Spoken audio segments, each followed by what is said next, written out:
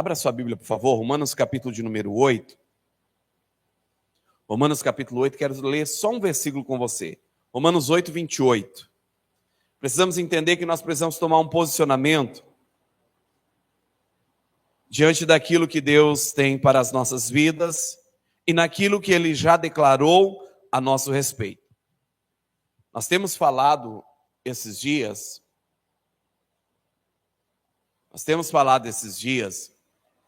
sobre permanecermos na palavra de Deus, sobre nos posicionarmos na palavra de Deus. É tu, microfone. Está amarrado em nome de Jesus. Sai dele, todo mal. Ai. É pedindo novo. Esse aqui já foi ressuscitado umas 3, 4 vezes já. É por isso. Nós temos falado a respeito de nós nos posicionarmos na palavra de Deus, de nós permanecermos na palavra de Deus, de nós perseverarmos naquilo que Deus diz. Naquilo que Deus diz. Ao longo desses dias, a palavra do Senhor, tenho observado que Deus tem direcionado a sua palavra, por mais que passamos por vários textos, Deus tem nos direcionado nessa linha de pensamento. Deus tem falado aos nossos corações sobre a nossa permanência, a nossa perseverança naquilo que as Escrituras diz a nosso respeito. Em Romanos capítulo 8, versículo de número 28, Paulo escreve dizendo o seguinte: sabemos que todas as coisas cooperam para o bem daqueles que amam a Deus, daqueles que são chamados segundo o seu propósito. Vamos ler de novo? Romanos 8, 28. Sabemos que todas as coisas cooperam para o bem daqueles que amam a Deus, daqueles que são chamados segundo o seu propósito. Todas as coisas vão cooperar para o bem daqueles que amam a Deus. E como eu já perguntei a vocês, vocês responderam que sim. Nós sabemos disso, sabemos que a palavra de Deus é a verdade, que aquilo que Deus declara em sua palavra é o que nos garante, é o que nos fortalece, é o que nos dá futuro, é o que nos garante vida, é o que nos traz esperança.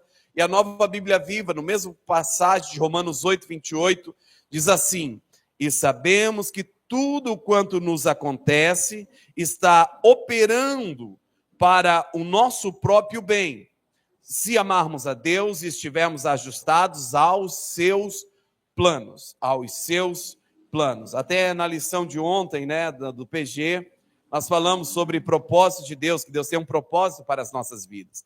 Quando nós nos debruçamos sobre a carta de Paulo aos Efésios, nós dedicamos um período de 40 dias no início desse ano, não sei se vocês se lembram aí, mas falando sobre o propósito de Deus, nós descobrimos, pelo que Paulo escreve aos Efésios, do primeiro capítulo até o capítulo 3, nós descobrimos como é maravilhoso o projeto de Deus para as nossas vidas.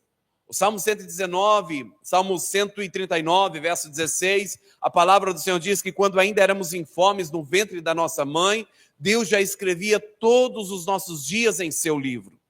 Jeremias, a palavra do Senhor vai dizer que Deus declara para Jeremias que quando ele estava no ventre da sua mãe, Deus já o escolheu para um propósito, para uma finalidade. E isso não é algo direcionado apenas para Jeremias, é algo para mim e para você.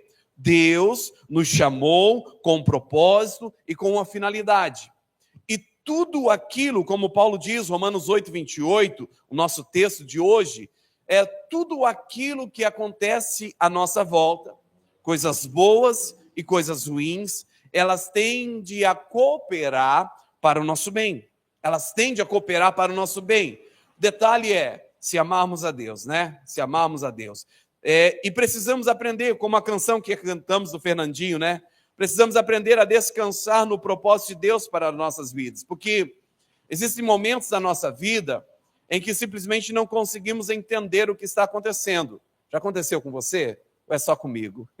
Tem dias que a gente fala, misericórdia. Que buraco é esse, Deus? Aonde é a saída disso, Para que direção que eu corro? Se é que é possível correr, Que às vezes a gente fala, não tem nem como correr. É aquele velho ditado, Se correr o bicho pega, se ficar o bicho come, Então, não tem saída, não tem solução. Existem dias assim.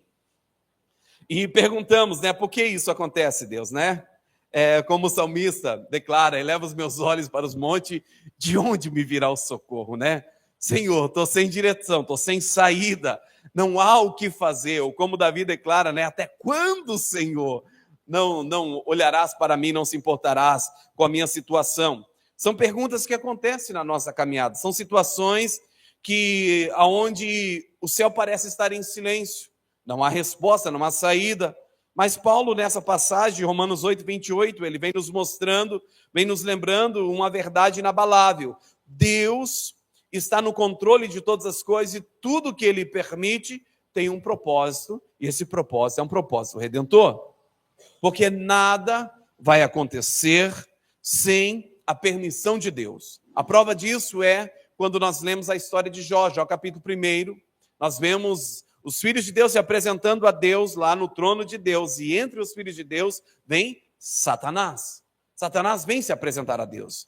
Ele tem que prestar conta a Deus, ele não pode fazer nada sem a permissão de Deus. Deus é quem governa todas as coisas. Por que Satanás, quando na tentação de Jesus ele fala sobre a terra, o poder, a autoridade e o governo sobre a terra? Porque lá no jardim do Éden, quando Adão cedeu à tentação de Satanás, ele passou o direito da terra para Satanás, porque a autoridade sobre a terra estava nas mãos de Adão. Mas quando Adão decide transgredir a única lei existente, que era não comer da fruto do meio do jardim, você vê, se o homem não conseguir guardar uma lei, né? Misericórdia, o que ele pode guardar? Mas graças a Deus pelo Espírito Santo que nos ajuda. Ele ali pela transgressão, ele cedeu a Satanás, autoridade, governo, domínio sobre a terra. E ele passou a ter esse governo, mas esse governo é limitado. E nós precisamos ter consciência que quando estamos aqui, em meio às aflições e às tribulações que nós enfrentamos, há um Deus todo-poderoso que ainda tem um controle e não perdeu esse controle do propósito dele para com as nossas vidas. Ele não perdeu a direção, ele não perdeu o domínio, ele não perdeu o controle sobre todas as coisas. E Romanos 8, 28 não é apenas um versículo de consolo, ela é uma declaração de fé, um fundamento espiritual sobre o qual podemos e devemos descansar quando nada mais faz sentido. Sabe, quando você olhar para a sua esquerda, para a sua direita, para trás, para frente, para o alto, para baixo, e não ver sentido em nada do que está acontecendo na sua vida. Essa palavra é a palavra de fundamento para a sua fé e a sua esperança. Todas as coisas cooperam juntamente para o bem daqueles que amam a Deus. Para o bem daqueles que amam a Deus. Embora você não entenda, embora você não compreenda o que está acontecendo, quando não entendemos o que Deus faz, precisamos lembrar quem é Deus. Quem é Deus? Quem Ele é na sua vida? Porque às vezes nós estamos em situações das quais estamos sendo levados por esses caminhos justamente para recordarmos de quem é o nosso Deus e de qual é o propósito dele para as nossas vidas. Porque nós somos muito levados a controlarmos a nós mesmos, a tomarmos o comando da nossa vida, do nosso barco, da nossa caminhada e dirigir para caminhos que nós imaginamos sem consultar a Deus. E é onde nós falhamos terrivelmente. Onde sempre nós falhamos é quando nós tomamos o controle da situação das nossas vidas e pegamos o leme do barco da nossa vida e dirigimos para caminhos que nós escolhemos sem consultar a soberana vontade de Deus. A soberana vontade de Deus. Mas eu te digo essa noite que mesmo quando você faz isso, o Senhor não perdeu o controle. Mesmo quando você pega o leme do barco da sua vida e começa a navegar e de repente se encontra à deriva no mar alto, o Senhor não perdeu o controle. Ele é capaz de te trazer novamente a rota certa, o caminho certo, a direção certa. E são nesses momentos que nós assumimos o controle da nossa vida que nós nos vemos em situações perdidas. E nós nos vemos em situações das quais nós não sabemos para onde ir. Nós olhamos para a esquerda, para a direita, para a frente, para trás, para cima, para o alto e não vemos saída, não vemos direção.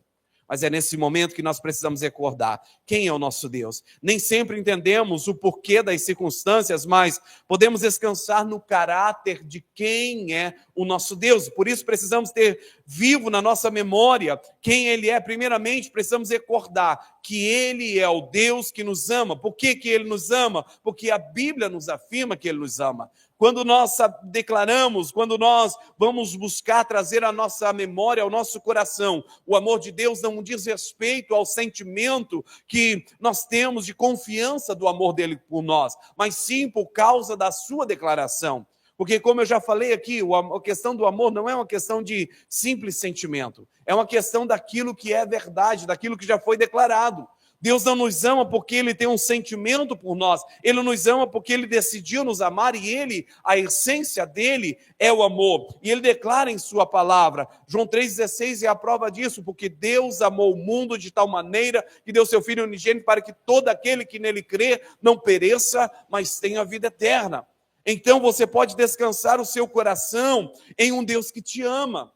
Em um Deus que te ama. Qual é a garantia que eu vou ter de que em meio à minha tribulação, em meio à minha dor, em meio ao meu sofrimento, isso vai cooperar para o meu bem? Você serve a um Deus que te ama, a um Deus que se importa tanto com você, que foi capaz de pegar o seu único filho, enviar lá dos céus, despir ele da sua glória e humilhá-lo na pior morte, que é a morte de cruz, sabe? Fazer com que ele pegasse o meu e o seu pecado e levasse, pagasse o preço, sendo inocente, pagasse o preço, para que nós tivéssemos o direito à reconciliação a ele. Quer prova maior de amor que essa? Essa é a prova de amor que ele nos deu. E nós nem pedimos isso para Ele.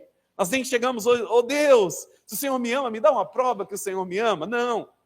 Nós nem sabíamos de Deus, né? Andávamos desgarrados, separados, nem lembrávamos da existência dEle. Mas ainda assim Ele nos amou, nos provou isso. Isso é algo que precisa estar vivo nos nossos corações para que entendamos que em meio às dificuldades da vida, por causa desse muito amor com o qual Ele nos amou, Ele vai fazer com que as situações sejam favoráveis para nós, mesmo que elas sejam contrárias àquilo que buscamos ou que esperamos, mesmo que sejam tempos difíceis. Mas, além disso, precisamos recordar que Deus é mais sábio do que eu e os seus caminhos são mais altos do que os nossos. Isaías 55, 8 e 9 vai falar sobre isso. Os pensamentos de Deus são maiores que os nossos, os caminhos de Deus são mais elevados que os nossos. Precisamos saber que a sabedoria de Deus vai além da nossa sabedoria, a capacidade de Deus vai além da nossa capacidade. E outro detalhe, que Deus sempre vai estar no controle e nada foge ao seu domínio. Ele sempre vai estar no controle de todas as situações. Salmo 103, 19 fala sobre isso. Deus sempre vai estar no controle de todas as coisas. E quando você não entende o que Deus está fazendo, você precisa voltar para o que você sabe sobre Ele. Essas coisas a respeito de Deus são necessárias para nós estarmos cientes disso, para que quando não soubermos o que fazer, lembrarmos de quem Deus é. Que quando você lembra de quem Deus é, quando você lembra do seu poder, da sua grandiosidade, da sua capacidade, do seu domínio, da sua força, do seu amor para conosco, nós aprendemos a descansar nele. E quando descansamos nele, ele toma a rédea das situações e nos conduz aos caminhos de vida, ele nos conduz aos passos verdejantes, ele nos leva às águas tranquilas, ele nos leva ao lugar de refrigério, ele nos leva a viver a plenitude daquilo que ele preparou. O Salmo 103, versículo 19 diz assim: o Senhor firmou o seu trono nos céus e todas as coisas fazem parte do seu reino. Todas as coisas, o seu trono está firmado, não é abalável, não é algo que possa ser derrubado ou destruído. Satanás tentou usurpar o trono de Deus, mas ele que foi expulso dos céus com a terça parte dos anjos, ou seja, nem Satanás com o seu principado conseguiu usurpar o trono de Deus. Quem poderá usurpar o trono de Deus? Quem poderá abalar o seu trono? Então ele é um Deus inabalável, ele é um Deus que é digno de toda a nossa confiança. Confie no amor de Deus, na sabedoria e na soberania desse Deus. Confie que Ele sabe como resolver as situações. E quando nós aprendemos a confiar e descansar nesse Deus, nós vamos saber que mesmo a pior circunstância que possamos estar enfrentando, ela vai cooperar para o nosso bem. Deus vai reverter essa situação, assim como Ele fez com o seu povo lá no deserto, quando Balaque contratou a Balaão, e era para amaldiçoar, e Deus reverte a maldição em bênção. Ele diz em sua palavra: nenhuma arma forjada contra nós prevalecerá. Não vai prevalecer, porque é Ele quem nos guarda, é Ele quem nos sustém, é Ele quem nos mantém de pé. E todas as coisas vão cooperar, até as coisas ruins. Paulo diz, são todas as coisas, não são algumas coisas, não são parte das coisas. Não, são todas as coisas, tudo aquilo que acontece. Isso inclui aflições, pedradas, traições, esperas. Essas experiências dolorosas são ferramentas que Deus usa para moldar o nosso caráter e nos aproximar dEle. Que convenhamos, né, queridos? Há uma fala aí fora que não é 100% bíblica, mas ela é bem verdade. Quem não vem pelo amor, vem pela dor. Mas quem aqui veio pelo amor? Quem aqui olhou para Deus num dia de sol, de bonança, de alegria e felicidade, e falou, Deus, eu quero te servir porque o Senhor é lindo? Ninguém. Todos nós viemos a Ele pela dor. Pela dor. Até eu que nasci num berço cristão, no Evangelho, eu me firmei na palavra, foi por causa das minhas transgressões, dos meus erros e dos ajustes que Deus trouxe para mim, me trazendo para o centro da tua perfeita vontade. Então, as situações que nós passamos, como eu falei, quando nós passamos por adversidades, são nos momentos que nós confiamos na força do próprio braço, são nos momentos que nós tomamos as rédeas da nossa vida, tiramos a nossa vida das mãos de Deus e decidimos, contornar ou resolver as coisas, ou controlar as coisas. Nós tiramos o controle da nossa vida da mão de Deus. E aí nós nos metemos em enrascadas e recorremos a Ele, Senhor, socorro. E Ele é tão bom e tão amoroso que Ele nos socorre. Quantas vezes Ele tem nos socorrido? Nós metemos os pés pelas mãos e aí tentamos resolver e pioramos a situação e, como diz, o caldo entorna e aí nós recorremos a Deus. Como se fosse a última saída, né? Tentamos de tudo. Você sente uma dor, você corre no médico, você toma um remédio, você consulta alguém mais velho para saber de um chá, toma um chá e faz um trem e faz a outra. E aí quando nada disso resolve, você fala, Deus, eu estou doente, eu estou enfermo e nada me curou, agora eu venho ao Senhor. Enquanto Ele deveria ser a primeira opção. Enquanto Ele deveria ser o primeiro a ser consultado. Porque Ele nos ama, Ele sabe de todas as coisas, Ele governa todas as coisas, Ele tem todo o poder, todo o domínio, toda a autoridade. Assim é em todas as áreas das nossas vidas. Nas finanças nem se fala, né? Você tem um aperto, você recorre a um limite, a um crédito, na pior das hipóteses, a um agiota, né? A uma situação mais complicada, e vai daqui, vai dali. Aí quando não tem saída, que o problema está ali, te pressionando, você não consegue nem dormir à noite, você fala, Deus, é o Senhor quem supre todas as minhas necessidades por meio de Cristo Jesus.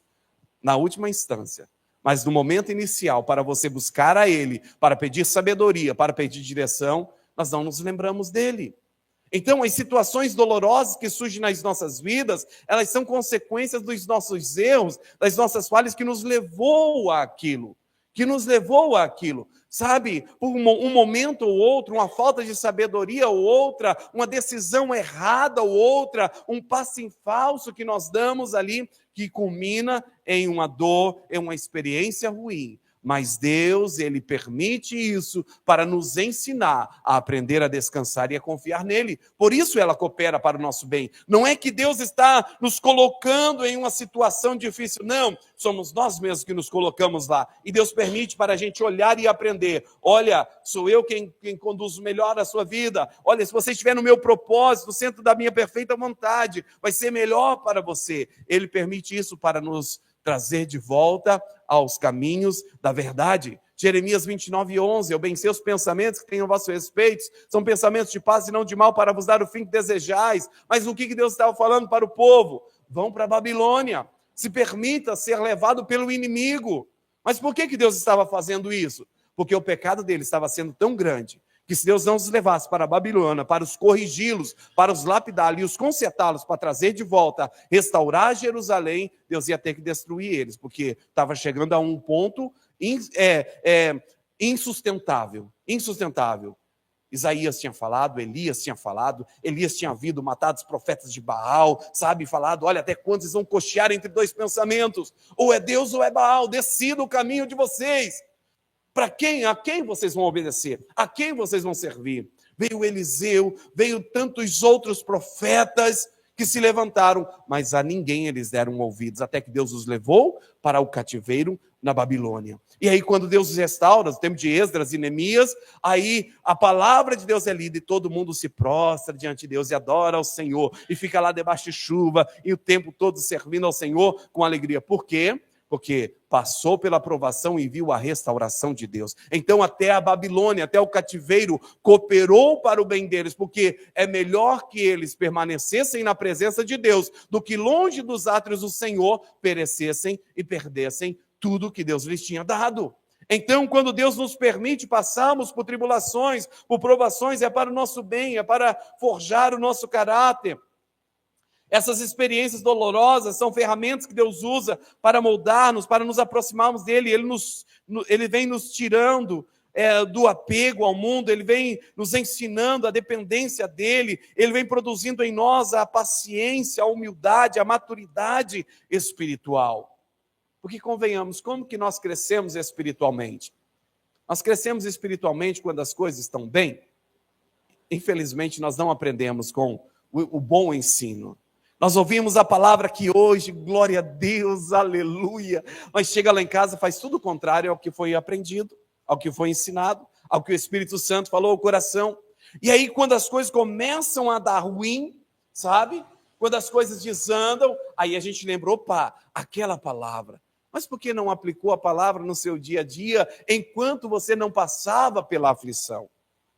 Nós temos essa tendência, queridos, mas Deus é tão bom, porque Ele vem nos trazendo as coisas para nos levar ao conserto. Salmo 119, 71, a palavra de Deus diz assim: foi-me bom ter sido afligido, para que aprendessem os teus estatutos. Seria tão bom se nós aprendêssemos só de ouvir, só de obedecer. Mas, queridos, entenda que em meio a toda a tribulação, essa tribulação ela pode cooperar para o seu bem, para te levar ao centro da perfeita vontade de Deus. Não despreze os processos, mesmo quando você não entende o sentido, não vê o sentido. Deus ele está preparando algo maior, Ele está te levando para caminhos maiores e melhores. Tudo vai cooperar para o bem de quem ama a Deus, que vive segundo o seu propósito. Entenda isso, se você ama Deus e vive segundo o propósito de Deus, está no centro da perfeita vontade de Deus, todo mal que possa vir te afligindo, vai servir para o seu bem. Esse versículo não é uma promessa universal, mas é uma promessa condicional. É para aqueles que amam a Deus. Se você tem amado a Deus, se você tem amado a lei do Senhor, se você tem tido prazer nas promessas do Senhor, as coisas que acontecem ao seu redor, não é para o seu mal, não é para o seu fim, não é para a sua destruição, mas é para a sua edificação, é para o seu crescimento na vida daqueles que amam a Deus e andam segundo o seu propósito. Essa é a condição. Uma prova disso é a vida de José. José, o propósito revelado na adversidade, né? Gênesis 45, 7, foi vendido como escravo, injustiçado, esquecido, mas tudo isso cooperou para colocar ele no Egito, onde ele seria um instrumento de salvação, não só para a sua salvação, mas para a salvação de sua casa.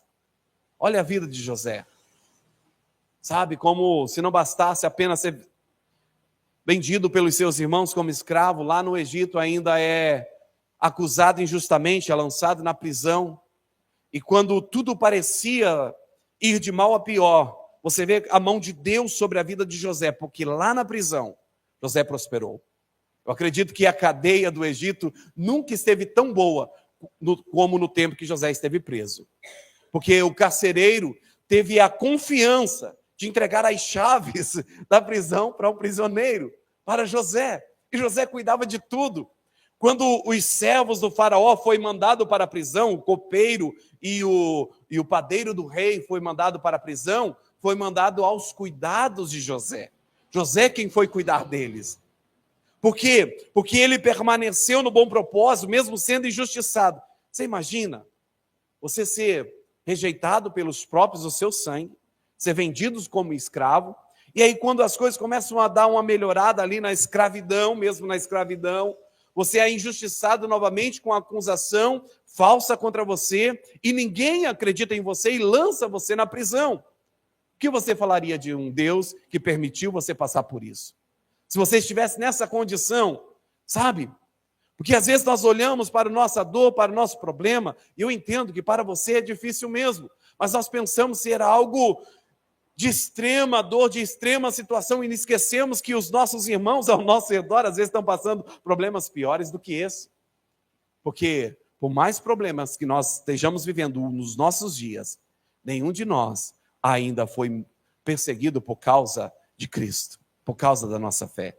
Se nós olharmos ao nosso redor, nós vamos ver que nossa momentânea tribulação nem se compara com a dor e o sofrimento que muitos dos nossos irmãos estão passando pelo mundo afora. E José passou por isso, passou por toda essa dor, mas lá ele permaneceu, lá na prisão, ele permaneceu firme e fiel, confiando que Deus o restauraria. E Deus assim o fez. Porque quando Deus levanta José, Deus não levanta José, sabe, para uma posição mais ou menos. Deus cria uma posição no Egito que não existia, governador. Quem foi governador antes de José? Ninguém. E só o faraó, quando estivesse no seu trono, seria maior que José. Do restante, José cuidaria de tudo. Um propósito maior. E às vezes Deus nos permite passar por situações, por provações e por tribulações, para que o propósito maior que Ele tem nas nossas vidas venha se cumprir, venha se realizar. Estamos sendo lapidados, estamos sendo forjados, o nosso caráter, a nossa resiliência, a nossa capacidade de resistência. Olha para a vida de Davi. O propósito é amadurecido no processo. Olha a vida de Davi.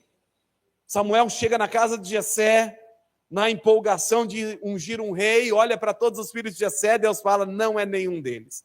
E aí aquele que nem havia sido convidado para estar na festa, é o escolhido. Aquele que estava por detrás das malhadas. Deus fala, olha, ninguém vai sentar à mesa até que esse chega. E aí, quando chega, Deus fala para Samuel, olha, é esse, pode ungir. E aí Davi já se cinge como rei, coloca uma coroa e começa a governar Israel, né? Quanto tempo Davi vai servir a Saul, vai ser músico na casa de Saul, depois se torna comandante após matar Golias, né? Por causa da sua audácia, a sua ousadia em enfrentar um guerreiro, serviu, foi perseguido, fugiu, foi provado, foi ficar numa caverna. E como a palavra que nós ouvimos recentemente, né? Quando foi para a caverna ainda, quem foi ajudar ele foi a escória da sociedade, os seus primeiros adeptos, os seus primeiros seguidores foram os endividados, os amargurados de espíritos, foram os piores homens da época, em uma caverna, mas permaneceu, foi fiel, não se levantou contra aquele que era ungido do Senhor. Um dia duas vezes teve a oportunidade de matar Saul, que estava perseguindo, procurando tirar a vida de Davi. Davi um dia ele corta um pedaço da roupa de Saul, mas o temor do Senhor, sabendo o propósito e o chamado da vida dele, que Deus tinha para ele, fez com que pesasse aquilo no seu coração. E aí ele retrocede e fala, ninguém toca no ungido do Senhor. Mas estava querendo matar a ele.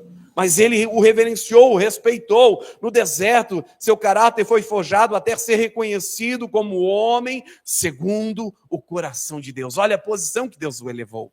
Quanto tempo Davi foi perseguido e fugiu, e depois para assumir o governo de Israel, restaurar ali a paz em Israel, e a palavra de Deus diz que ele é reconhecido ali como homem segundo o coração de Deus. Lá em Atos vai nos dizer que Deus procurou e achou alguém segundo o seu coração.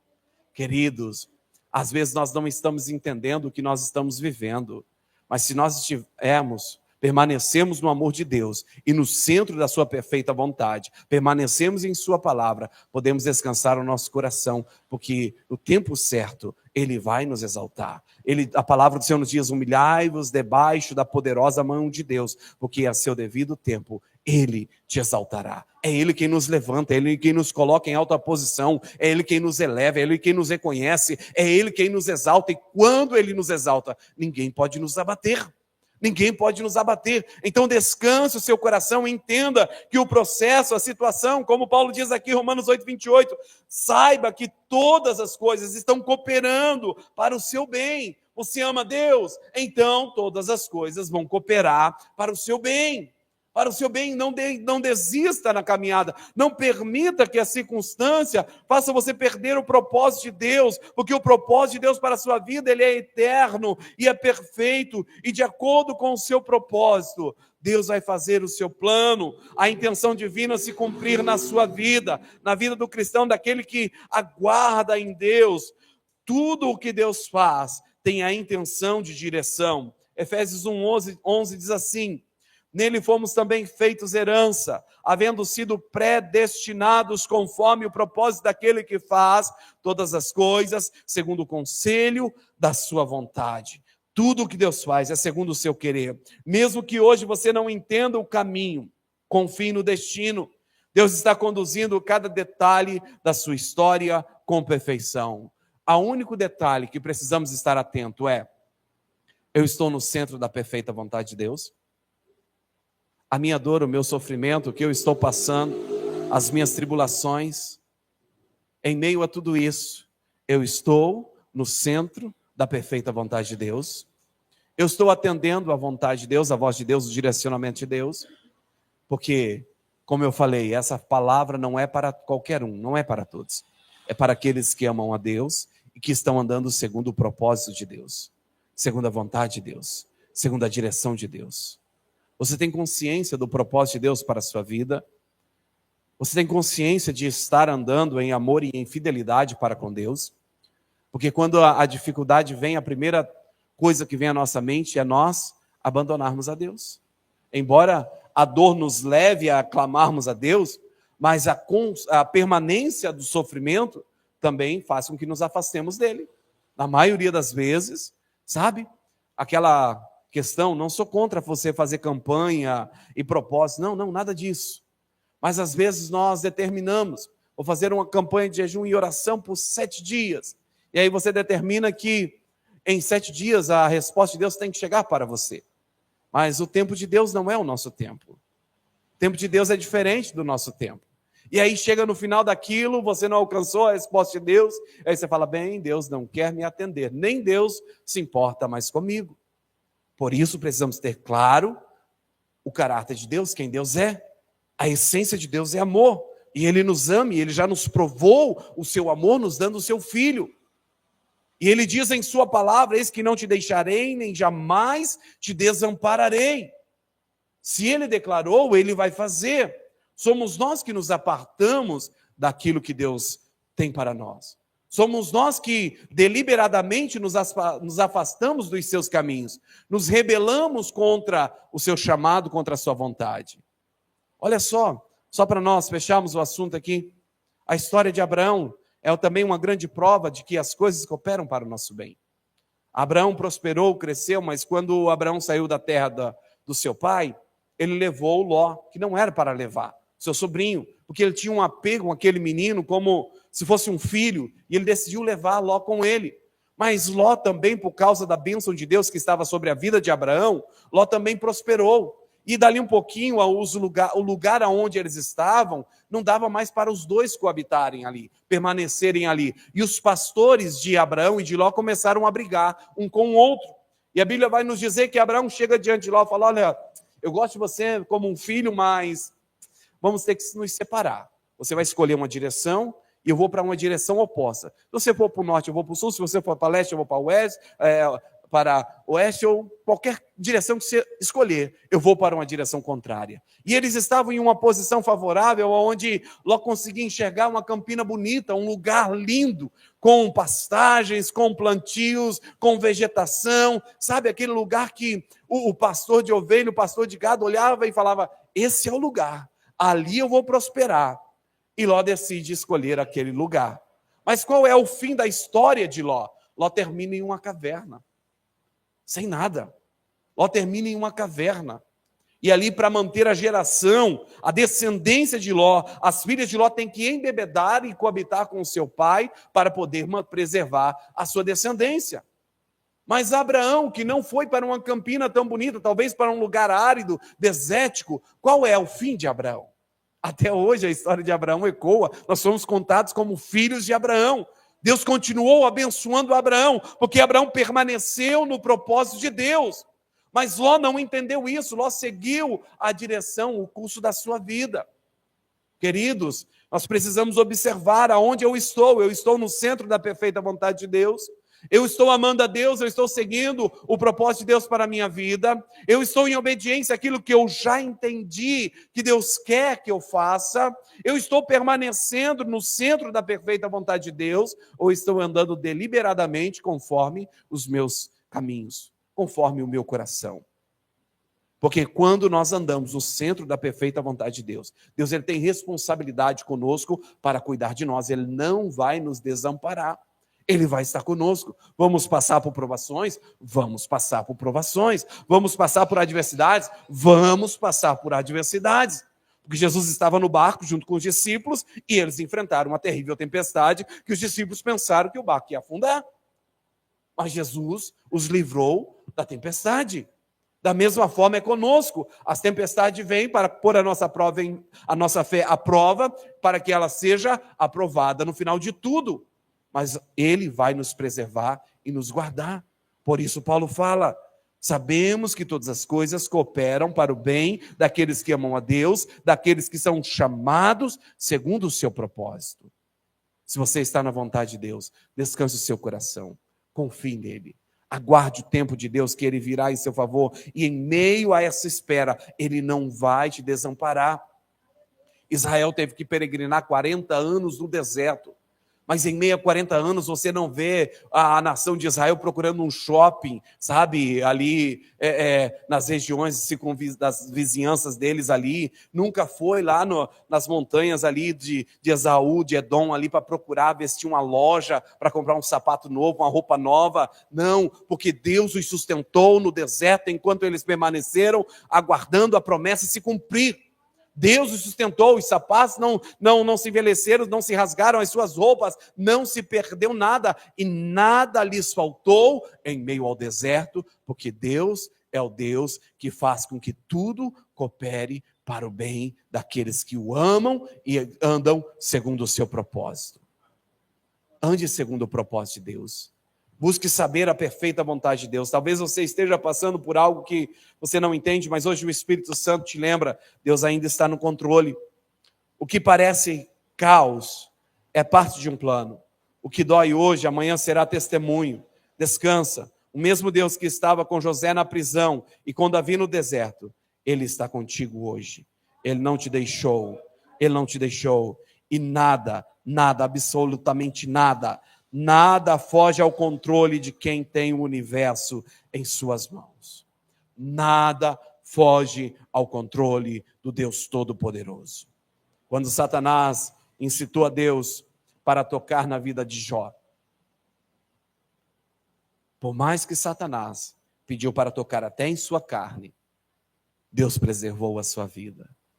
Por mais que tenha sido muito dolorosa o tempo em que Jó esteve ali nas cinzas, com os cacos raspando as suas feridas. Mas Deus o restaurou, Deus o preservou, Deus o sustentou, Deus o capacitou a ser resiliente e resistente em meio à dor e aflição, para poder levar a restauração completa. Não desanime, não pare. Todas as coisas cooperam juntamente para o bem. Descanse o seu coração em Deus. Confie em Deus. Espera nele. Não saia do centro da perfeita vontade dele. O único cuidado que você precisa ter é de permanecer no amor de Deus e no centro da perfeita vontade dele. Tenha o zelo de observar, se você está andando em obediência e em fidelidade para com aquilo que ele já falou ao seu coração, que as outras coisas ele cuidará por você. Amém? Descanse seu coração nele. Coloque-se de pé em nome de Jesus. Vamos orar.